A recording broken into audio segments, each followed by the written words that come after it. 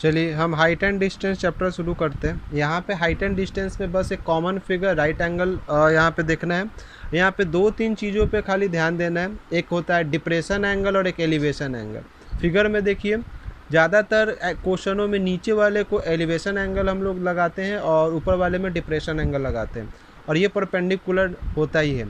तो अगर इसको अच्छे से अगर हमको समझना है तो एक चीज़ सीधे सीधे याद रखिए, एलिवेशन एंगल का मतलब नियरर एंगल, मतलब जो पोजीशन बोलेगा किसी भी वस्तु के लिए, कोई भी थिंग्स के लिए, उसके पास वाला हमेशा एलिवेशन एंगल होगा और दूर वाला यानी फार एंगल जो होगा वो डिप्रेशन एंगल होगा।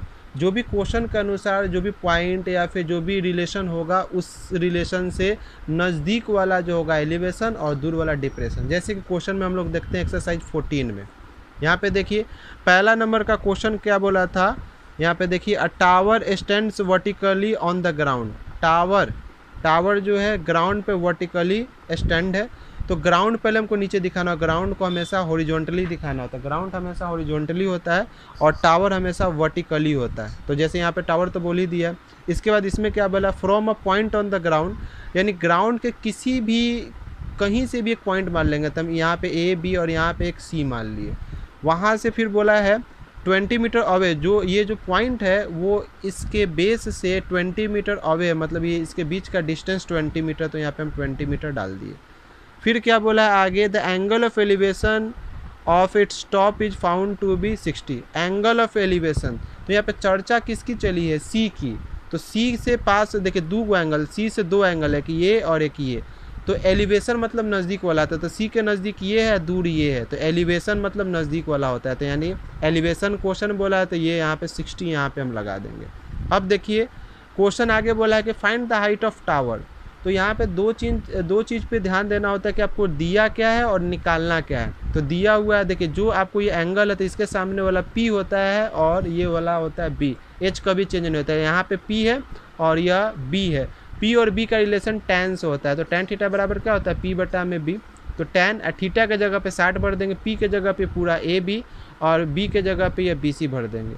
tan 60 का होता है √3, फिर P के लिए P और यहाँ पे BC के लिए यहाँ पे 20 भर देंगे। तो ये क्रॉस मल्टीप्लाई होगा 20 √3 का वैल्यू 1.73 होता है। तो यहाँ पे पॉइंट के बाद 3 डिजिट है तो 3 जीरो नीचे जाएगा, एक जीरो से एक जीरो कटेगा, ये मल्टीप्लाई करके 3464 होगा। नीचे 2 जीरो था तो 2 अंक के बाद डेसिमल यहाँ पे लगा दिए, आपका आंसर हुआ। अगला क्वेश्चन देखिए 2 नंबर में अगर हम लोग देखें तो 2 नंबर का क्वेश्चन है काइट। जब भी काइट बोलते हैं तो काइट हमेशा स्लोप वाइज फॉर्मेशन होता है। काइट का हमेशा फॉर्मेशन स्लोप वाइज होता है। यहाँ पे देखिए काइट का हमेशा फॉर्मेशन स्लोप वाइज होता है। यहाँ पे अगर देखिएगा फिर क्या बोला, kite it flying at a height of 75।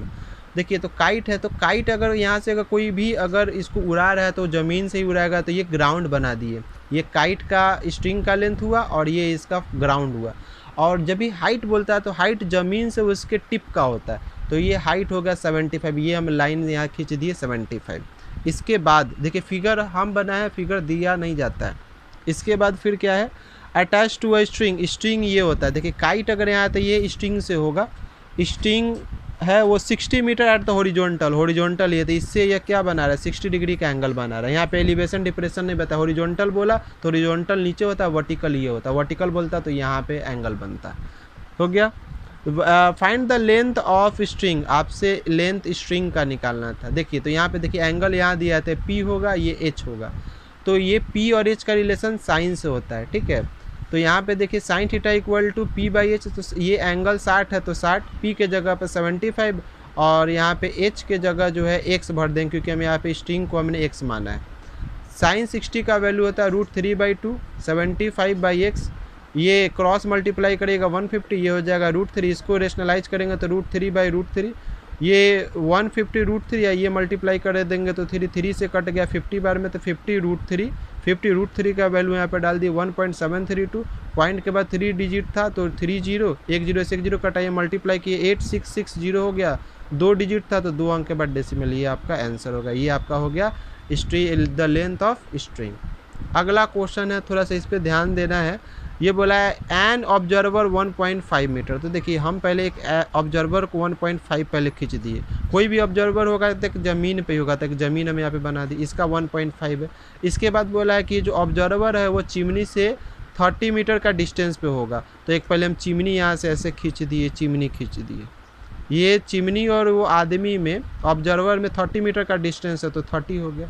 अब देखिए फिर आगे क्या बोला है, the angle of elevation of the top of chimney, यानी चिमनी के टॉप का एंगल का एलिवेशन कहाँ से, फ्रॉम हिज आई, यानी उसकी आँख से। तो आदमी कोई भी ऑब्जर्वर होगा तो ऑब्जर्वर का आँख हमेशा उसके टॉप पे होता है, ठीक है। तो यहाँ से जब भी अगर आँख से अगर बोलता है तो आँख के सामने एक लाइन पहले प्लेन खींचना पड़ता है एंगल करने के लिए। तो हम इसी के पहले एक लाइन खींच दिए तो अपने आप ही एक रेक्टेंगल बन गया।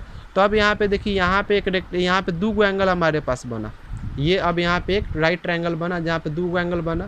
तो याद रखिए क्या बोला था, एंगल में एलिवेशन का चर्चा किया। तो आदमी यहाँ है, तो जहाँ आदमी होता है तो इससे एलिवेशन पास वाला होता है, यानी ये 60 डिग्री यहाँ पे डाल दिए। तो ये 60 डिग्री यहाँ पे बन गया। तो देखिए ये 30 था तो ये भी 30 होगा, ये 1.5 है तो ये भी 1.5 होगा। क्यों? क्योंकि हम लोग जानते हैं BCD एक रेक्टेंगल बन गया। यहाँ 90 है तो ये सब 90 हो जाएगा। तो रेक्टेंगल बना तो ये इसके बराबर हो जाएगा, ये इसके बराबर हो जाएगा। तो अब हम इस फिगर में आते हैं। अब देखिए क्वेश्चन बोला था टोटल चिमनी का लेंथ निकालने के लिए। तो इतना 1.5 अगर इतना हम निकाल लेंगे ट्रायंगल से तो हमारा चिमनी का लेंथ निकल जाएगा। तो हम इसको अभी हाइड कर देते हैं। हमारे पास एक राइट एंगल ट्रायंगल बना। तो यहाँ पे देखिए हमारे पास दिया हुआ है B और निकालना है P और B का रिलेशन tan से होता है। तो tan थीटा बराबर P/B। थीटा यहाँ पे कितना है 60 और P के जगह पे ये x है, तो यहाँ पे x है, B के जगह पे 30 है। तो देखिए tan 60 का वैल्यू होता है √3 x बटा में 30। ये क्रॉस मल्टीप्लाई करेगा तो x = 30 √3। अब चलिए आगे देखिए x = 30 इंटू √3 का वैल्यू 1.732। पॉइंट के बाद 3 डेसिमल है तो यहाँ पे 3 0 1 0 से 1 0 कट गया। मल्टीप्लाई करने पे 51.96 है, क्योंकि 2 डेसिमल के लिए 2 0 के लिए 2 डेसिमल जाएगा। तो हाइट ऑफ चिमनी देखिए ये जो चिमनी जो था, चिमनी ये पूरा चिमनी में ये x भी है 1.5, यानी चिमनी का हाइट क्या हो जाएगा x प्लस में 1.5। जो यहाँ पे हम लिखे हैं हाइट ऑफ चिमनी क्या है,